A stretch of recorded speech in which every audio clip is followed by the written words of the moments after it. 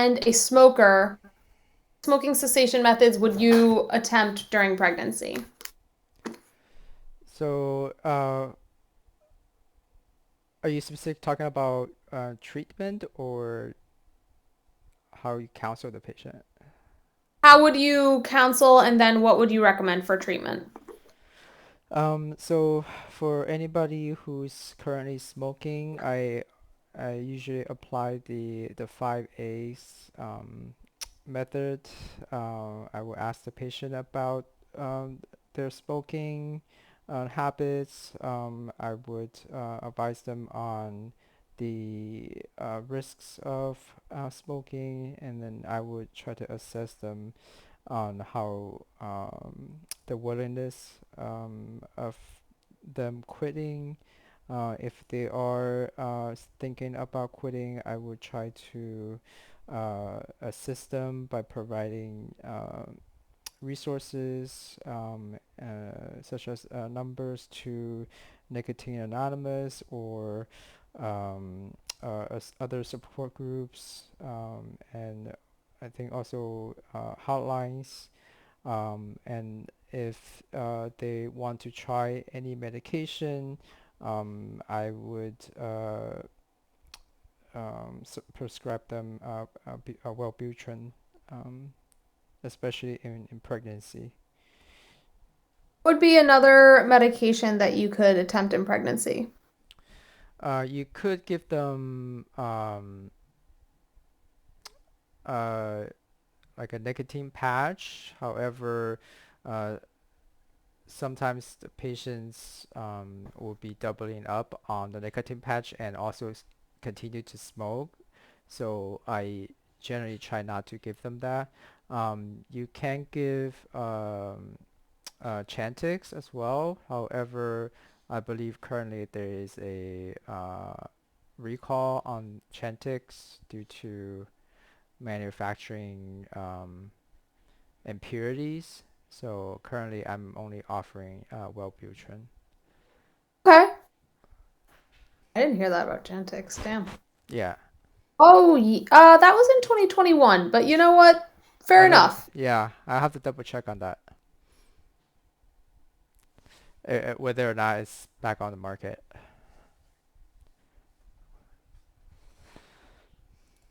Yeah, interesting. I don't know. Okay, and the effects of smoking that you counsel to the effects of on the pregnancy that you counsel the patient about. Yeah, so if the patient's already pregnant, I counsel them on the risk of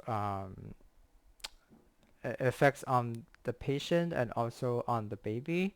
The effects on the patient will include risk of heart disease during pregnancy, the risk of developing hypertension. Um, for the baby, the effects on the baby, it will include uh, risk of IUGR or FGR, risk of stillbirth, risk of placental abruption, um, and after the baby is born, baby can also have increased risk for SIDS. Okay. Um, and then next question. Let's say you had a patient who had a non-invasive prenatal testing, which showed an increased risk for trisomy 21. What would be findings that you would see on an ultrasound that are also associated? Uh, Trisomy 21, there are soft markers that you can see on the anatomy ultrasound, such as echogenic bowel, um,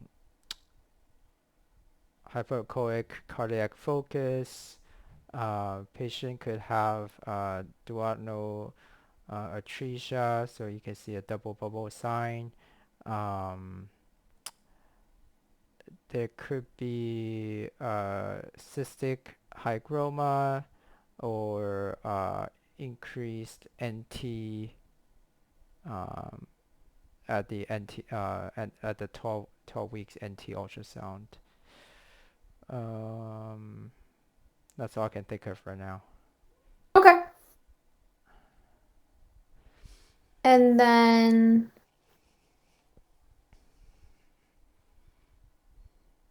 yes. Okay. I'm very, bagel really shut me down. It Uh, should be hyper with all that sugar. oh my God. My body is just like, why did you just give us like 700 calories? Like, come on, break it, do it. Um, so let's say you have a 31-year-old G3P2. She's 37 weeks. She was diagnosed with cholestasis, taking ursodeoxycholic acid. Um, what would be a lab value that would prompt you to deliver? So at 37 weeks, so for the cholestasis of Cholestasis. yeah Nailed cholestasis of pregnancy, it depends on the values of the bile acids. Greater than 100, usually the recommendation is to deliver at 36 weeks. Between 40 to 100, you can consider delivering at 37, and less than 40, the delivery should be around 38 weeks to 39 weeks. it. Okay. What is the mechanism of action of bile acids causing a fetal demise? I believe the increased bile acids crosses the placenta and can cause fetal arrhythmias, I think. Yes. Does an NST help detect a fetal arrhythmia? Uh, it does not. Yeah, isn't that insane? Why do we all do NSTs about it? Yeah, just to make us feel better, and the baby Yeah. and the mom. My group still delivers at 37. Like we What, talked about it and all of us were like, nah, fuck it. regardless of the number? Yeah. Okay. I Maybe mean, to 30. ACOS says 30, um, 37 to 39. Exactly. They're like, you can consider 37 to 39. It's such a Yeah. soft, which I appreciate that they made it such a soft call. Um, what are the risks of a grand multiparous pregnancy? Uh, so you can have increased hemorrhage, I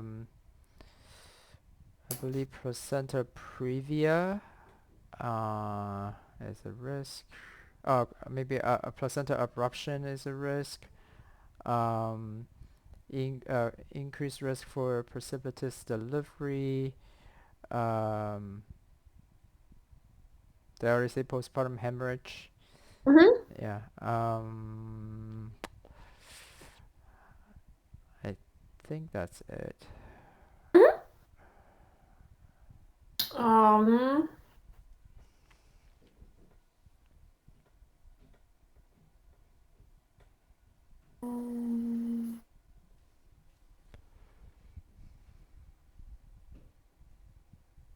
um, what is a two-vessel cord associated with? Two vessel cord is associated with aneuploidies and um, cardiac abnormalities, fetal cardiac abnormalities. Um,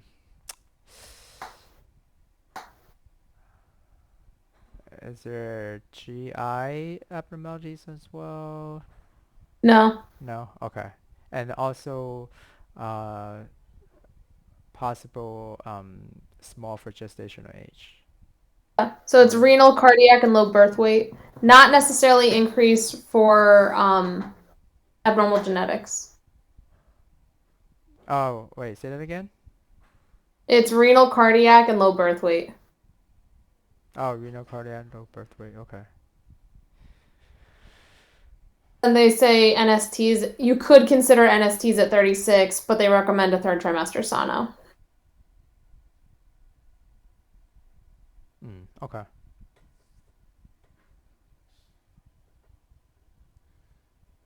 Um,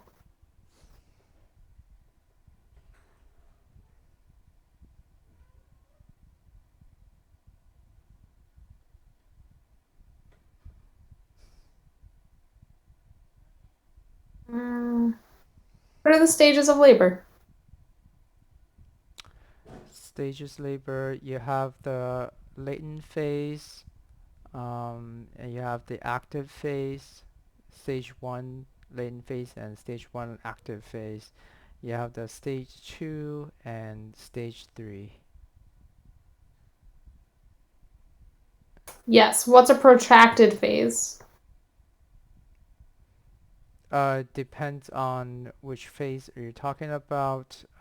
If it's stage one, I would consider a protracted stage one will be if in the latent phase, it will be 24 hours um, with AROM and Pitocin, and patient has not made it to has not made cervical change uh, before 6 centimeters.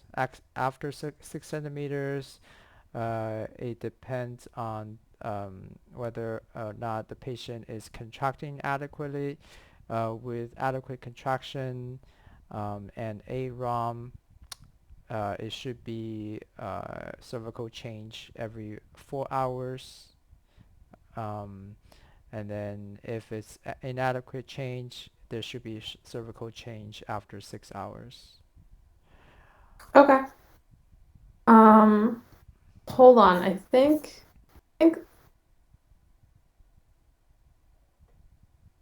it's 20 hours, not 24. Is it 24, 20 hours? But I think as long as it's longer, it's better. Longer the better. yeah, totally. Yeah, I think yeah, they definitely want to see that. So it's prolonged latent phase greater than 20 hours in a nullip and greater than 14 hours in a multip. Oh, Which is not an indication for a C-section. That just means it's prolonged. oh, I didn't know that there's a difference. Where did you find that? ACOG, clinical guidance, prevention of primary C-section. I just remember it was hold on. About is indication for a C-section, which is arrest of um so I asked about protracted phase. In latent phase, an arrest here is not an indication for primary. So if they're nulla and it's under, it's under 6 centimeters, doesn't matter if it's 24 hours, unless if they're ruptured, then maybe, but that's not the definition. It just means that it's no cervical change in 20 hours. Okay. And multip, it's 15. You said 14, Uh, right? yeah. Safe prevention. Oh my God. Bagel. Yeah, so thus a prolonged latent phase greater than 20 hours in nullip, greater than 14 hours in multip is not an indication for C-section and tells you like start pit. Um, and so then you should try to do Pitocin for another 4 hours. And then usually they will then start dilating. Mm-hmm. Huh. For mine, I have 18 plus hours rupture and pitocin. That's arrest of dilation, not a protracted phase. Oh, okay. So like protracted is just slow. Like you're not even there's if they're all on their own, you're not augmenting, like you're not doing anything yet. Oh, okay, okay. Alright. I see. I see what you mean. But yeah, and so then if they've arrested, it's you've been trying, it's been 18 hours, doesn't matter what the pit's at, like nothing's happening. Mm-hmm. Ugh. Okay. Uh, At least that's my understanding based on this thing. But also, we have the California Maternity Quality Care Initiative. oh, what's that? Never heard of that. Oh, fuck, hold on. California Maternal Quality CMQCC. So the CMQCC is like if you Google like arrest of dilation, California, it has its like it's basically let me California arrest of dilation. It has its like own little flow sheets under the CMQCC. I mean, I wouldn't. I would still go with whatever ACOG With says. ACOG. Yeah, but just like so if you say something but it's from CMQCC, you could be like, "Oh, I was quoting CMQCC." Um,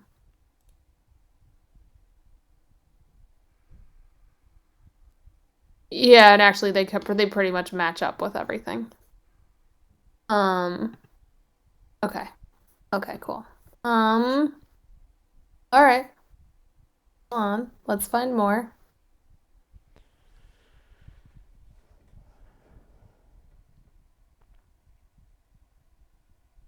Confirmation of a term pregnancy. I know we've done it, but just whatever.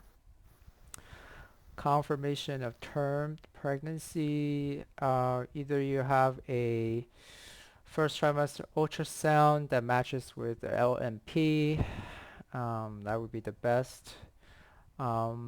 And then if you do not have if you have suboptimal dating, then you could see if she had a uh, serum pregnancy test or a serum HCG, and it's been greater than 36 weeks between that and now. And then, or if you have if patient had a positive pregnancy, oh wait, no, that's not it.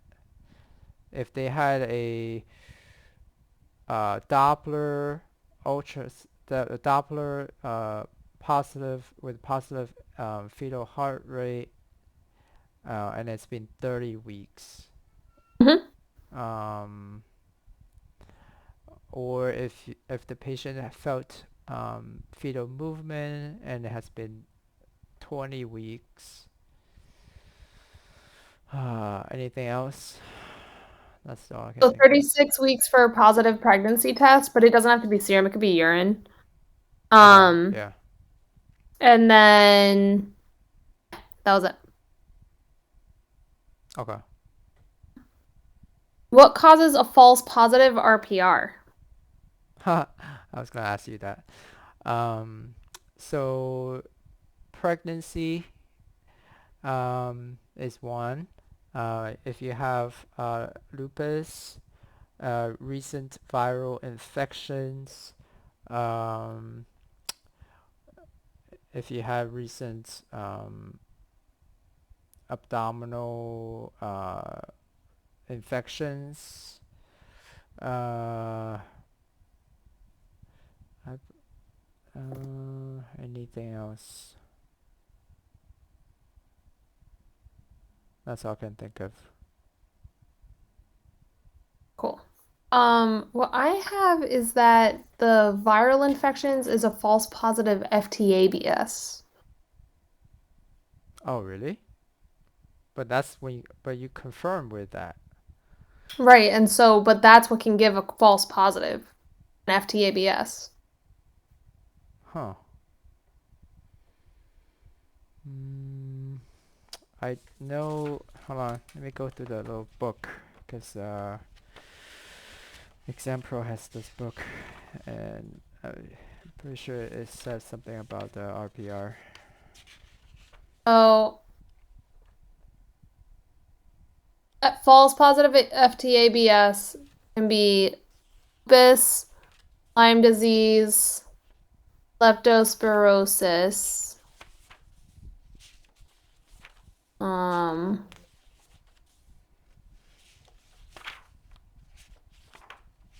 and Okay. All right. All right. You can ask me something else while I find. like I'm also trying to find it. It looks like it's Okay. maybe just Lyme and viral. So so how are you gonna? So what are you gonna do if you have a positive I mean, FEABS? quite frankly, it sounds like that person would give penicillin. Um, oh, I know there's a algorithm where you do the TA. FBABS first, and Yeah, then you do so you RPR can either after. do, yeah, so that's treponemal serology versus non-treponemal. So I don't know if you may have graduated. There was Yeah. push after you graduated for it to switch to treponemal serology first because there's fewer false positive, and especially if you're in Mm. an area with higher incidence, that it's more accurate.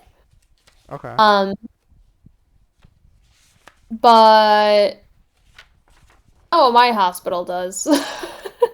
But there was a thing like probably 5 years back now, almost like it was like my fourth or my third or fourth year. Right, and I think it's because of practice bulletin. Oh, you know what? Yeah, we talked about it because of Melissa Shaw, if you remember her. Mm-hmm. Hard to forget. Um, yeah. Um, that's what but for most places they do RPR. They do the non-treponemal first Yeah. and then the confirmatory. Non-treponema test. Mm. Okay. I have to find it somehow. All right. Let's keep going. Anything else? Oh, that's good. You can ask me things now. Okay. All right. Hold on. All right. You have your list. Yeah. Hold on. Let me pull your list out real quick. Well, totally fair.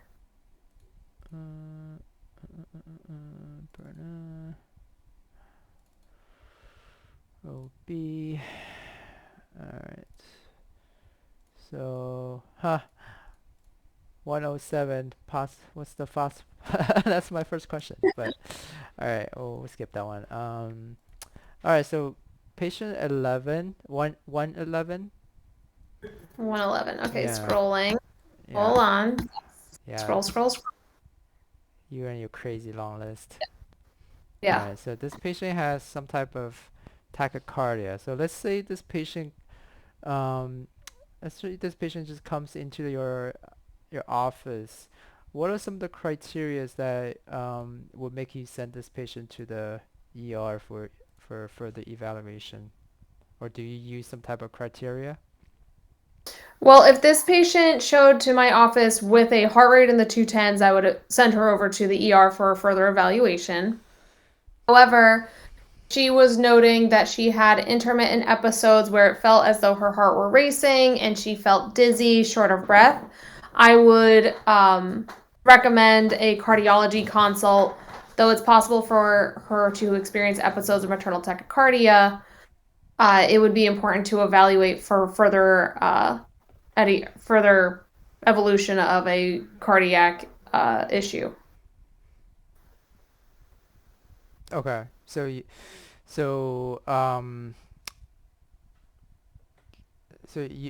don't have any set criteria that you used to evaluate a patient for cardiac issues.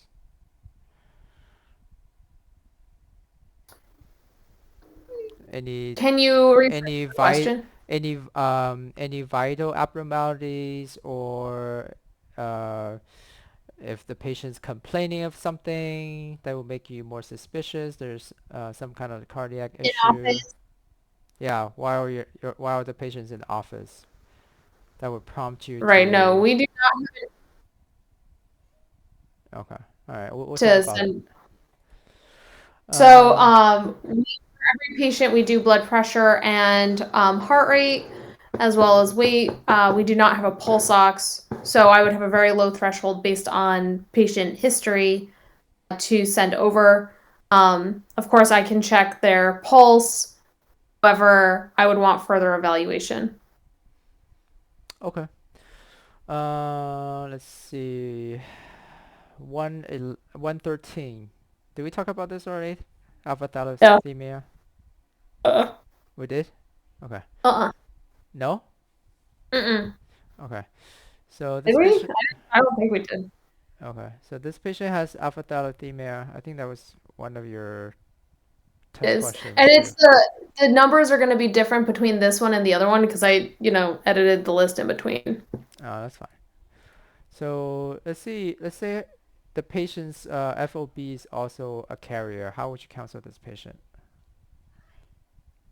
If this patient were an alpha thal carrier, I would ask to confirm if she knew or if she'd had a prior um No, I'm saying you already know this patient's a carrier and the FOB is also a carrier. carriers. Do we know if it's trait versus kind of carrier? Is it heterozygous or homozygous? A carrier. A Just ca- trait, right? well, a carrier means they don't have the disease, so they're heterozygous. So it doesn't mean that. uh so with alpha thalassemia can be a have carrier status with either missing genes on the same side or on opposite sides, which indicate carrier status, however, could influence the severity in which the neonate would be affected. So I would recommend most likely, consultation with maternal fetal medicine, genetic counseling, and whether or not they would like to pursue amniocentesis and increased monitoring for fetal anemia. Okay. Uh, let's see. We'll talk about it after. What type? Let me see. 122. 122. Roland. All right, Okay. cool. Oh yeah, gastric bypass.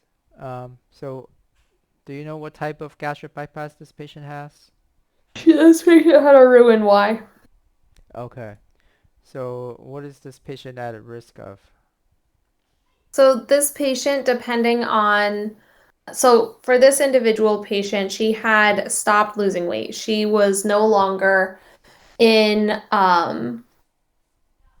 the phase her weight had become stable. So for her, she would have risk for nutritional deficiencies such as protein, iron, B12, folate, vitamin D, and calcium, which could result in uh, growth restriction for dumping syndrome if she attempted the glucose challenge test. Okay. So is this patient at risk for anything in terms of the pregnancy? He is more likely to be at risk, along with the factors we already discussed. If her BMI is still over 30, she's still at an increased risk for preeclampsia,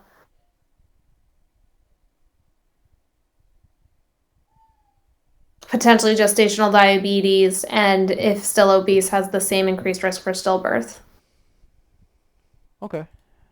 as Um, well as nausea, vomiting, and occasionally pain. let's see. All right, 123. The next patient. Let's say this patient is on insulin, GDMA2. And then she comes in labor. How would you manage her insulin? For our GDMA2 patients who are in labor, we have a goal of tight glucose control between 70 and 110. If it is above 110, we have them on an insulin drip. If it's below 110, then we turn it off.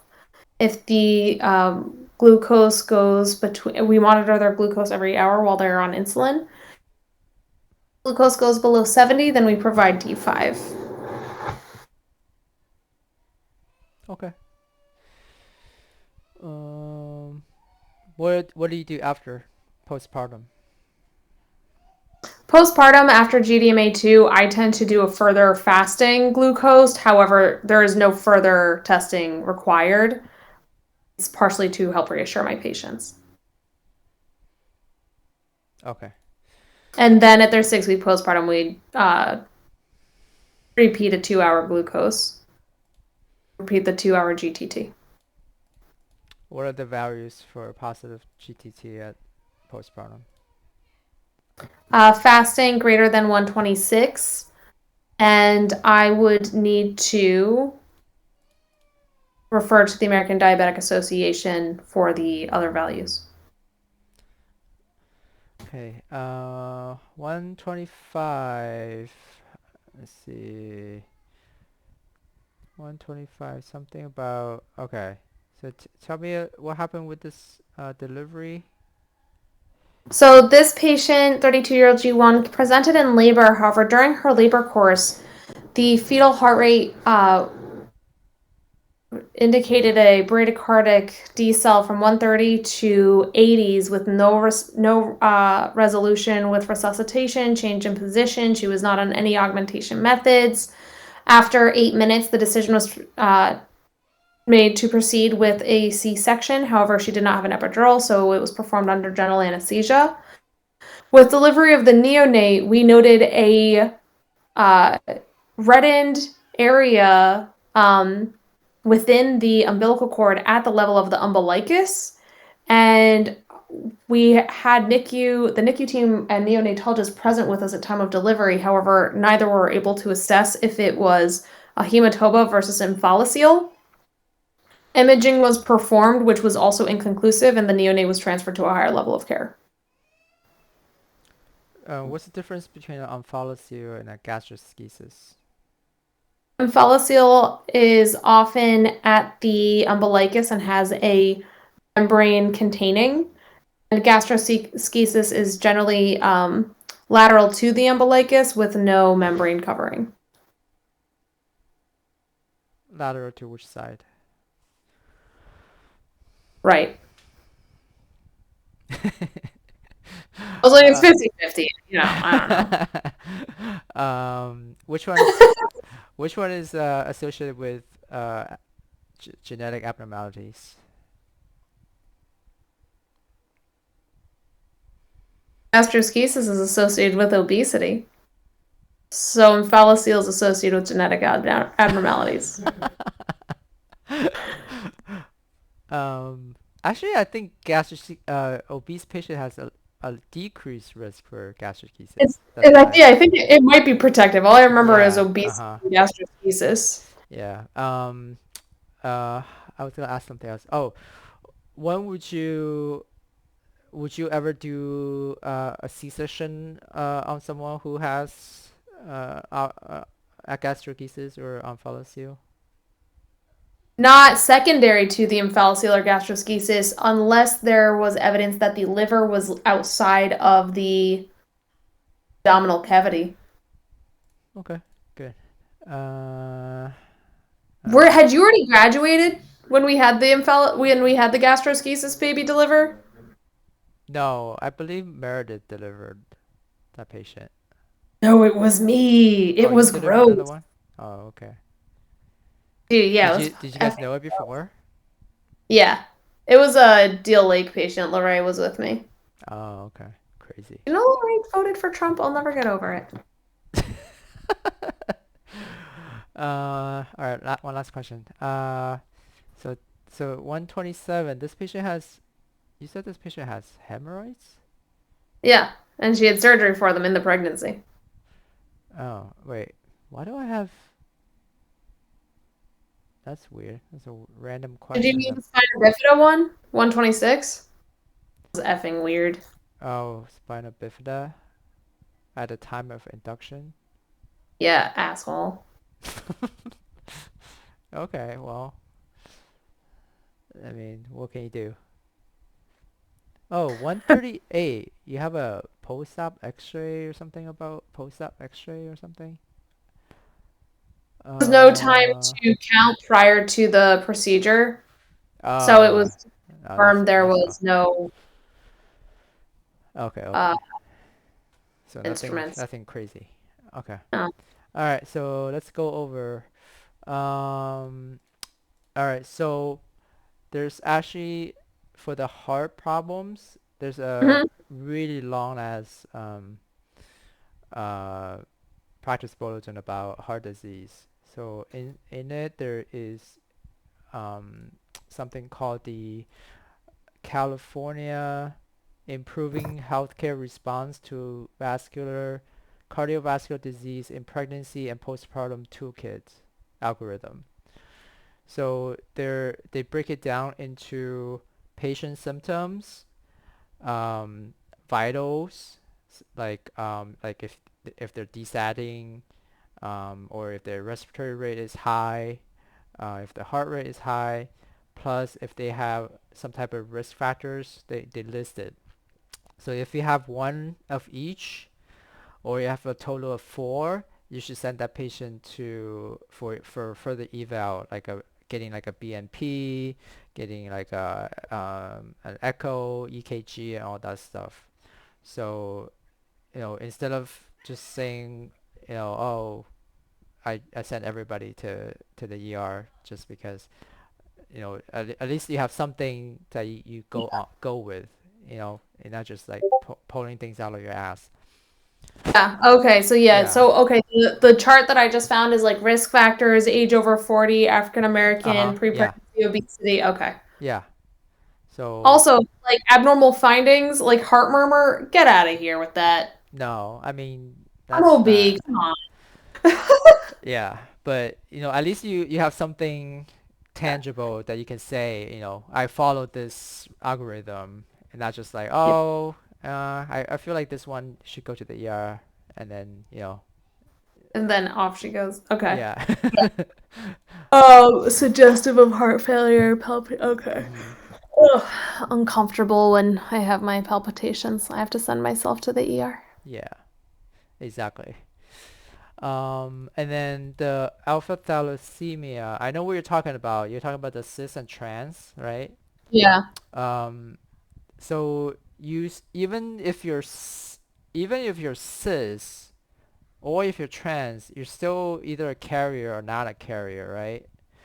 So you're still missing either one or two genes, but you don't have the actual disease unless you Right. miss unless you're missing like I think three, right? three or all four. Right. Yeah, the only thing is if the mom was So if they're trans, they're more likely to pass it on to their kids because they're missing a one whole set on one side. right, Versus if they're cis, they're less likely because all their genes have a little bit something, and also depends on the father of the baby as well. right. So that's what I So was saying is if they're yeah, both trans, then if then it's alpha alpha nothing nothing, then they could have a kid that's H Bart's. correct, correct. Yeah. So That's what I was trying to describe. Not Yeah, well. yeah. But I know what you're trying to say, but Yeah. yeah. But like I guess the even though it's a autosomal recessive disease, it's not like a 25% um risk of the baby getting the disease because it depends on whether it's trans or Whether cis. exactly. Yeah, Yeah. so What I it's was a trying. little more complicated. Um, Um,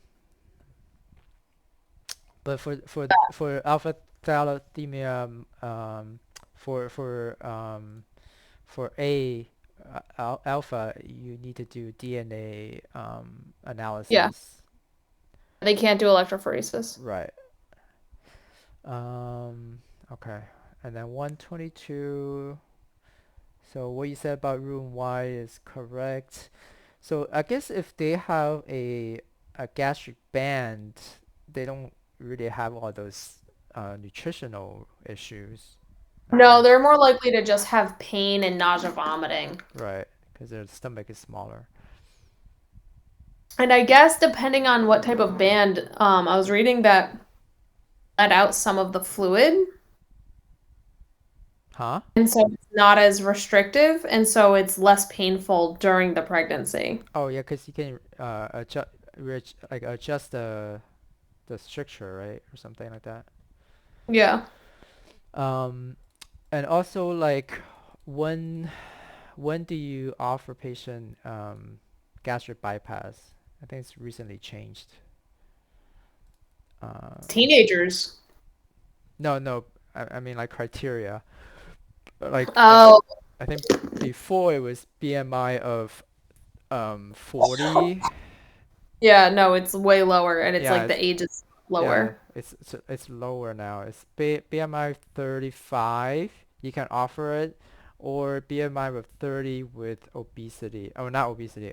With uh, just diabetes. Then you can offer. So they just lower the requirements. Um, and then I think what you said about the GDMA2 is correct. And then omphalocele, gastroschisis. It's to Oh, the right or left? to the right. You were correct. Yeah. I was like, it's uh, lateral. It's definitely lateral. okay. Oh, I was gonna ask you about Acretas. Um, do you know the numbers for having previa with C-sections? Like, what are the chances of Acretas with different number of C-sections? Mostly, but I have a question because this has been a source of contention since residency. You know how What? the first one is a 3 to 5%? Okay, so the That's if 3%, there's in the presence of a previa, 3 to 5% is if there's no prior C-section. correct. So it's like Okay, first thank you. pregnancy with a previa, there's chance of Acreta about 3%. Yes. Okay, and then And 15, 25, 40. it's 10 with the next one. Oh, actually 11%, and then 40, and then 60, and then 67. It goes up real fast, real fast. So yeah, 5, 10, There's no 26. 25. Okay. So it's 3, 10, 40. 40, 60, 67. Okay. Yeah, Okay. it's crazy. It goes up real fast. Yeah. Uh, okay. Elevated AFP with normal ultrasound. What would you counsel the patient? So I would counsel the patient that um, with an elevated maternal serum AFP, there could be false positive from inaccurate gestational age recorded on the form. I think I Could asked be, you about this one already. I don't know, there could Okay, be go ahead. placental abnormalities. And there could be a risk for preeclampsia as well as preterm delivery. What about stillbirth? Also stillbirth. Okay. Um, okay. Do you know anything about migraine management during Oh pregnancy? yeah. Did you read that entire thing? That was way too long. Yeah. Um, So, in pregnancy, for a patient that has a history of migraines, the first line treatment is for Tylenol, and you could attempt Reglan. There's limited data for an antihistamine, but could be helpful. You can also attempt beta blocker or calcium channel blocker. But there's limited data. It is not recommended to use Fioricet migraines. It was not shown to have a large improvement. If you have to use a Triptan, um, it should be avoided unless absolutely necessary. What about NSAIDs? You could use a short course in the first or second trimester, however, avoid in the third. Actually, you should avoid in the first trimester too. It's associated with increased risk for miscarriage. Okay. So only second trimester, less than 48 hours. What is the risk for using it in the third trimester? Pretty much premature closure of the art patent ductus arteriosus as well as oligohydramnios. Okay. Um, the TPO, anti-TPO. I think you had a patient with that you got a anti-TPO. Does that change your management at all? It has not been linked with negative outcomes in pregnancy. However, my group uh, treats all antithyroid antibodies the same. And so we will monitor anti-TPO as if it is an antithyroid hormone antibody. To figure Uh, out that. Anti-thyroid hormone I mean, it is an anti-thyroid antibody. But Isn't it's that not like Hashimoto? They have anti-TPO? they do, but it's not the anti-T like my brain's not working. Hold on, sorry. My brain's not working. I'm very tired. On the East Coast for the weekend, and then I was on call. I was on call, then I was on the East Coast, and then Uh, I'm just and then Cecilia has growth restriction, and so oh no. dude, it sucks. And my group is being so mean to her. And so anyway, she's not supposed to even do calls, but she's gonna finish her surgeries. I'm taking over her tomorrow night though, so that she doesn't risk her pregnancy. How many weeks she? 32. Oh, okay. When do you deliver IUGR?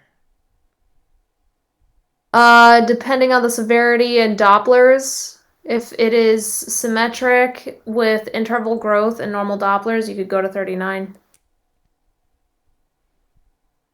38 to 39, right? You could go to 39. Okay. Okay, so yeah, oh my god, what was it called? The Thyroid? TSI, TSI? that antibody. Okay.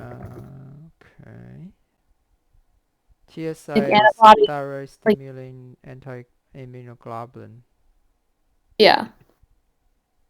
So those ones are definitely bad. But isn't Because they, but that's hyperthyroid, though, right? yeah. And then so that's the thing is like I don't know that I can't like find the hypo being a problem, but that's I don't think there is a problem with hypo.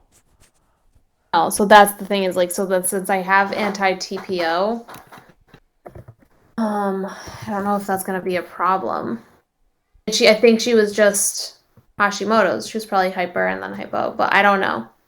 No, I mean just say that you understand it does not change the management because you said that.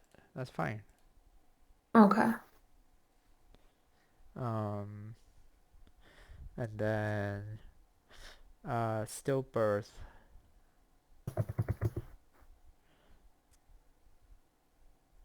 What about it? How would you work up a stillbirth? Oh, so for a patient with stillbirth, it would largely the counseling and workup would depend on gestational, well, whatever, outpatient workup would depend on gestational age. But workup would include Howard Becky, CBC, CMP, urine drug screen, thyroid, syphilis. At this time, it's no longer recommended to do torch titers, but I do discuss it with patients and ask if they had any viral illness exposures during the pregnancy, and I have offered it to them. Um, I would then, after the delivery, or at admission and during this counseling, I would also ask if they wanted us to do a karyotype and chromosomal analysis of the pregnancy, either from the placenta or from the demise. Okay. Would you do any type of examination of any of the fetal parts? Yes, so after delivery of the fetus, I then evaluate for evidence of syndromic facies, features of at normal digit count. How do you say that? I guess just 5 fingers on each hand, 5 toes on each foot. Any Um, abnormal morphology, right? yes, Yeah. thanks. I would evaluate for abnormal morphology, and could attempt an X-ray if they declined an autopsy. Then I would not perform further evaluation. However, it is possible to attempt an MRI as well. What fetal parts would you send for cytogenetics? Take a section of, depending on if what their plan was with their baby. I would either take a 1 centimeter segment at the base of the umbilical cord as it inserts into the placenta, or I would take a section of the patellar tendon or the Achilles tendon. It's patella and then um uh what's that called? The one at the chest. Chondro Oh yeah, um gross. Yeah, I would only ever do the patella. I'm not taking a piece of rib. It's so yeah. gross. What's that called? The Costochondral yeah, yeah, junction? yeah, No, yeah. Costochondral junction. Yeah. gross. So you will examine the placenta, right, for Yes, for any abruption. evidence of abruption or Yeah, abnormalities. correct. Okay. All right. It's 8 o'clock. That's pretty good. All right. Great. I'm gonna go to Yeah. bed. Okay. Good luck tomorrow. Thanks. All right. Um, did you already buy your flights? Yeah. How expensive was it? I keep seeing